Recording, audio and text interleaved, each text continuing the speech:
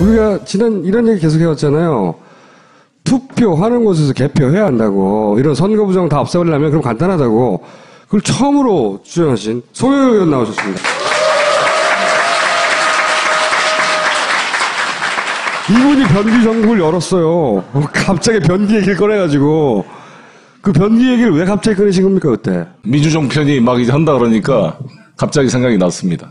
민주당에서 무슨 자기들끼리 미주종편이라고. 자기들이 만들어서 미주종편이라고 이름을 붙인. 네, 아무도 보지 않는 거 있어요. 종일 편파방송 하겠다고 네. 만들었어요. 근데 거기서 이제 아이템으로 얘기하신 거예요, 그냥. 근데 이게 일파만파가 돼가지고 지금 나도 그런 걸 겪었어 이런 사람들이 막 나타나고 있는 거죠. 그때 제가 인천시장으로서 워낙 힘든 상황이었고 빚덩어리에 있었고 정부한테 잘 보여야 되고 특별하게 문제 제기를 그때 못했었는데 생각해보니까 좀 이상한 면이 생기고 최순실 사태가 나니까 뭔가 그것도 심리적으로 문제가 있었구나. 실제로 변기도 교체했고 큰 이 전신 거울도 갖다 놓고 침대 이불도 저 바꿔놨는데 끝나고 가져갈 줄 알았는데 안 가져가서 제가 썼습니다. 그렇죠. 그 광역단체장의 방이에요. 광역 자기 방이 아니라 그것도 잠깐 한 시간 머물러나요? 그렇죠.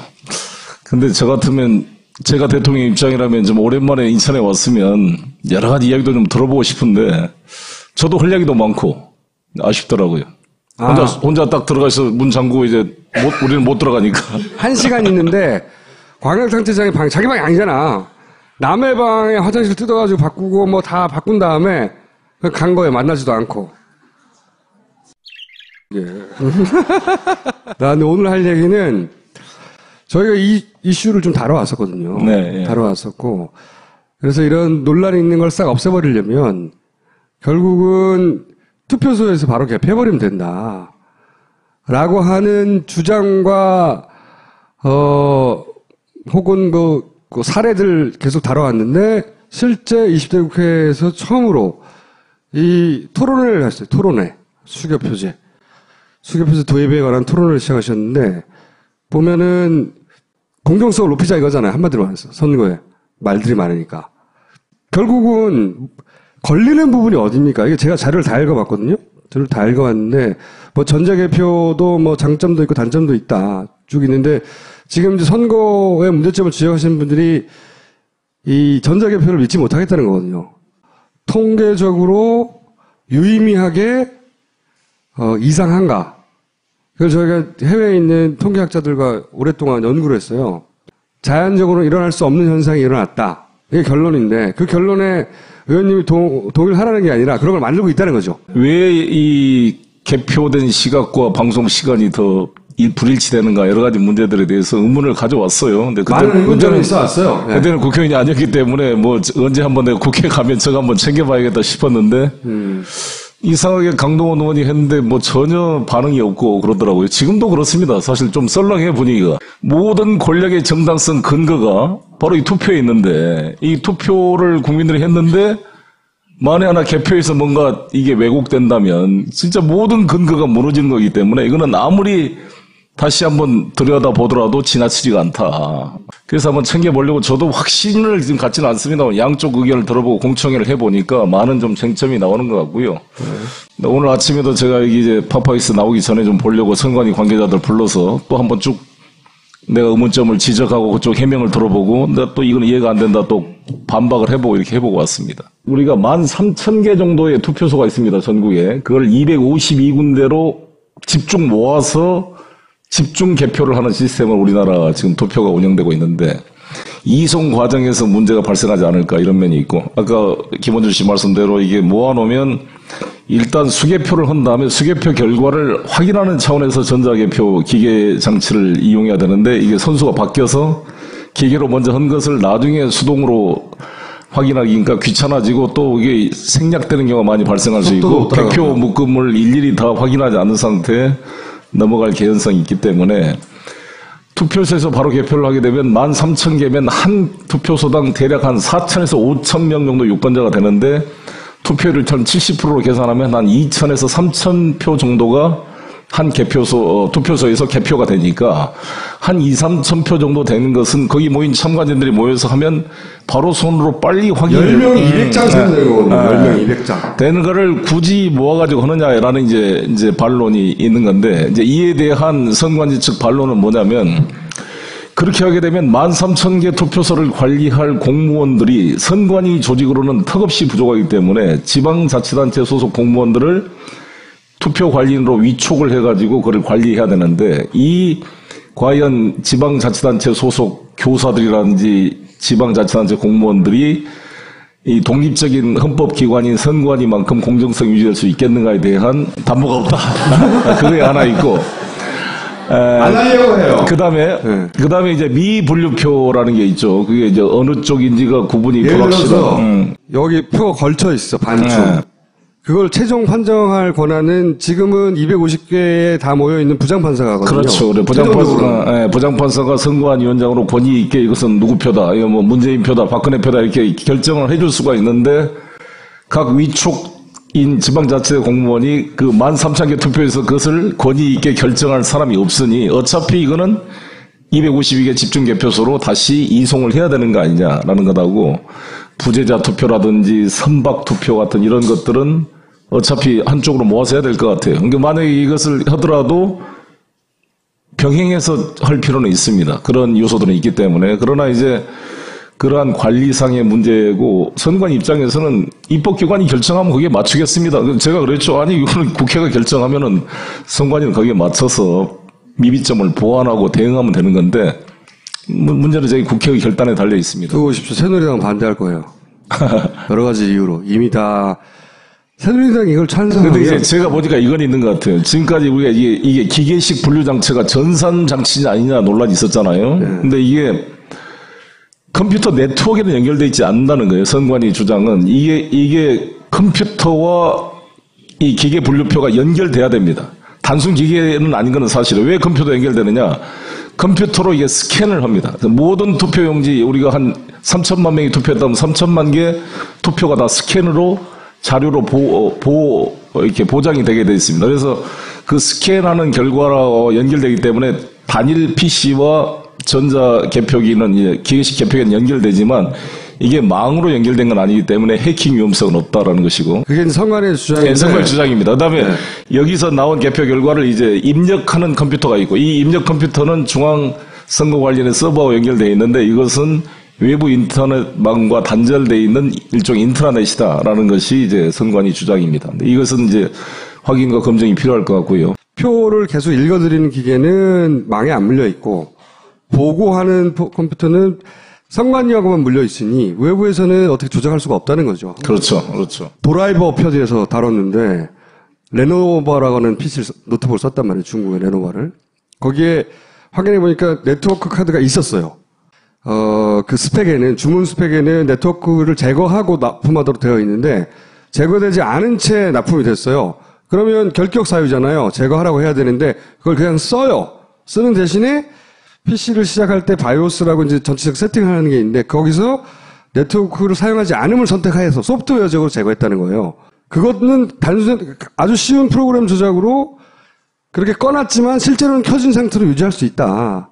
라는 엔지니어들의 문제 제기가 있었고, 하드웨어적으로 제거하면 될 걸 왜 안 했냐라고 의혹을 사게. 힐러리하고 트럼프가 선거를 했는데, 힐러리가 거의 한 300만 표 정도를 이긴 거냐. 약 300만 표를 이겼는데, 아무튼 대의원 선거에서 230대 한 306인가요? 뭐 이렇게 졌는데, 근데 이제 러시아 해킹 의혹이 나왔고, CIA가 그걸 발표했고, 오바마 대통령도 러시아에 대해 경고를 하고, 이런 상황이 발생해서, 제가 생각할 때는 선관위 직원들이 무슨 최순실이 수하도 아니고, 자기가 뭐 감옥에 갈 각오로 이것을 특정 후보 편에 서서 이걸 부정행위를 했을까라고 쉽게 잘 생각이 안 되는데. 저도 그건 아닌 것 같고. 그러면 제3의 고도의 지능적인 집단이 뭔가를 해킹했거나 선관위 직원도 모르게, 그렇죠. 뭐 임대 서버에 뭘 했다든지 아니면 미리 컴퓨터를 다 빌려서 썼으니까. 그래서 지금 문제가 된 게 왜 개표 시간과 이 발표 시간, 선관위 발표 시간이 방송 시간보다 더 늦게 나타나느냐, 이 문제에 대해서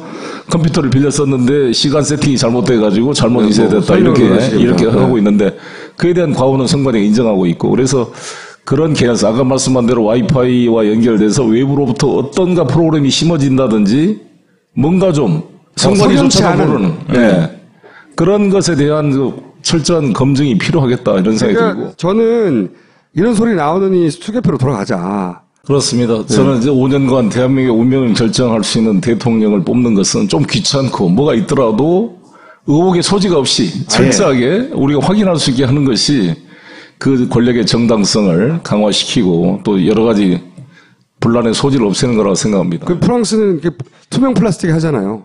원시적으로. 투명 플라스틱에 하고 그냥 거기서 까요. 아무튼 이번에 최순실, 우병우 뭐 이런 걸 겪으면서 도대체 믿을 놈이 없어졌으니까. 이게 다 뭐 청와대부터 다 거짓말하니 뭐 이게 공식적 권위를 갖는 기관의 말을 가능한 저도 이제 시장을 해봤으니까 공무원, 우리가 13,000명이 넘는 공무원이었잖아요. 이게 해보면서 공무원들의 기본적인 신뢰를 가지고 들어주려고 하는 입장인데도 지금 이 김기춘 같은 사람들 보면 정말 무슨 이 철판을 깔고 나온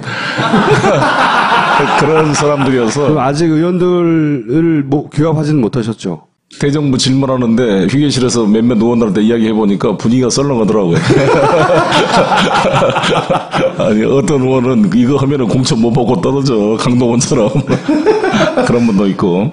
자신의 지역구에 있는 의원들에게 요 사안은 중요한 사안이니 송영길 의원이 하는 일에 관심을 보여달라고 문자를 보내서 진짜예요. 분명히 올바른 관점에서 문제의식이 출발해서 가고 싶은데 국회의원 혼자 못해요 이거. 민주당이 다 덤벼들어도 새누리당이 안 하려고 할 거란 말이죠. 이제 분당이 돼서 좀 가능해질 것 같기도 한데. 그럴 수도 있겠네. 일당이 되니까. 네. 오, 가능성 있어 이번에. 그 대신 의원님은 끝까지 포기하지 말고 가능하면 이걸 밀어붙여가지고 발의시켜주세요. 새누리당이 자기들도 질 수가 있기 때문에 아마 그렇게 반대할 사안은 아닌 것 같은데 공감대가 만들어지면. 이거 방송 보시는 분 중에 이런 운동하시는 분이나 이거 연구하시는 분들도 저한테 연락 주시고 의원님실도 연락 주시고. 여기까지 하겠습니다.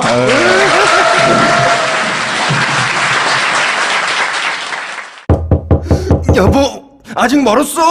나 급한데. 잠깐만, 세수만 하면 돼. 여보, 세수만 한다면서. 복잡하고 긴 클렌징은 이제 그만. 오래 하지 말고 미모스로 1분만 클렌징 하세요. 양쪽으로 회전하는 브러쉬가 1분 만에 확실하게 클렌징 해드립니다. 지금 딴지마켓에서 만나보세요.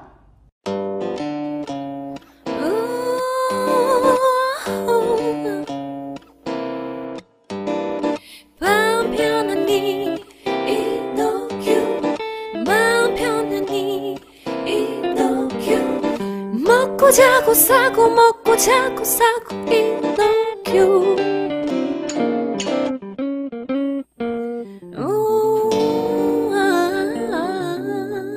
지금 딴지마켓에서 편안한 밤 이노큐를 만나보세요. 우리가 지난 이런 얘기 계속 해왔잖아요.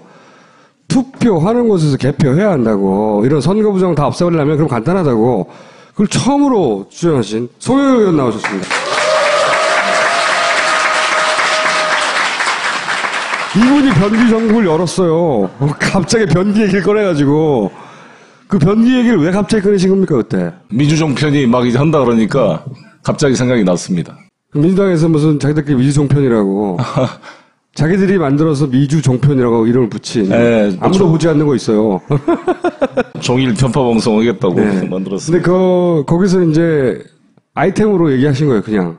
근데 이게 일파만파가 돼가지고 지금 나도 그런 걸 겪었어 이런 사람들이 막 나타나고 있는 거죠. 그때 제가 인천시장으로 운전은 있어 왔어요. 네. 그때는 국회의원이 아니었기 때문에 뭐 언제 한번 내가 국회 가면 저거 한번 챙겨봐야겠다 싶었는데 이상하게 강동원 의원이 했는데 뭐 전혀 반응이 없고 그러더라고요. 지금도 그렇습니다. 사실 좀 썰렁해 분위기가. 모든 권력의 정당성 근거가 바로 이 투표에 있는데 이 투표를 국민들이 했는데 만에 하나 개표에서 뭔가 이게 왜곡된다면 진짜 모든 근거가 무너지는 거기 때문에 이거는 아무리 다시 한번 들여다보더라도 지나치지가 않다. 그래서 한번 챙겨보려고 저도 확신을 지금 갖지는 않습니다. 양쪽 의견을 들어보고 공청회를 해보니까 많은 좀 쟁점이 나오는 것 같고요. 오늘 아침에도 제가 이제 파파이스 나오기 전에 좀 보려고 선관위 관계자들 불러서 또 한번 쭉 내가 의문점을 지적하고 그쪽 해명을 들어보고 내가 또 이건 이해가 안 된다 또 반박을 해보고 이렇게 해보고 왔어. 할 얘기도 많고 아쉽더라고요. 혼자 딱 들어가서 문 잠그고 이제 우리는 못 들어가니까. 1시간 있는데 광역단체장이 자기 방이 아니잖아.